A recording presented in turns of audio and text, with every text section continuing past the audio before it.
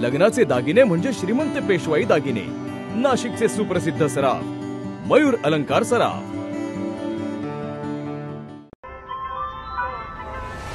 ताज्या बातम्यांसाठी नाशिक न्यूजच्या YouTube चॅनलला सबस्क्राइब करा आणि बेल आयकॉनला प्रेस करा।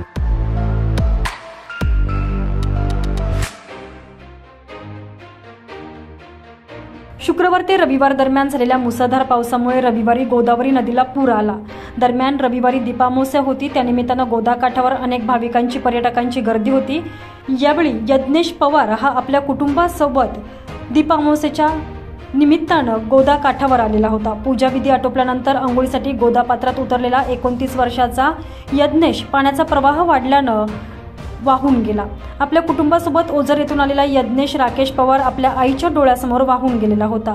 दरम्यान या युवकाच्या शोधासाठी आपत्ती व्यवस्थापन टीमकडून शर्थीचे प्रयत्न चालू होते। आता काही वेळापूर्वी या युवकाचा मृतदेह सापडलेला आहे। नाशिक जवळच असलेल्या माडसांगवी येथे एका ओढ्याच्या पाण्याच्या प्रवाहात हा मृतदेह वाहून आलेला आहे। दरम्यान तब्बल 48 तासानंतर वाहून गेलेल्या यज्ञेश पवारचा मृतदेह सापडलेला आहे। दरम्यान वर्षभरापूर्वीच यज्ञेशच्या वडिलांचं निधन झालेलं होतं। अनुकंपा तत्वावर यज्ञेशला नोकरी लागलेली होती आणि त्या निमित्तानं देवदर्शनासाठी हे संपूर्ण कुटुंबीय ओझर येथून नाशिक या ठिकाणी आलेले होते। आपल्या आईच्या डोळ्यासमोरच यज्ञेश पुराच्या पाण्यात वाहून गेलेला होता। यावेळी यज्ञेशच्या आईनं फोडलेला टाहो काळीच पिळवटून टाकणारा होता। 48 तासांच्या शोधानंतर यज्ञेशचा मृतदेह हाती लागलेला आहे। अझर कादरी, नाशिक न्यूज, माडसांगवी।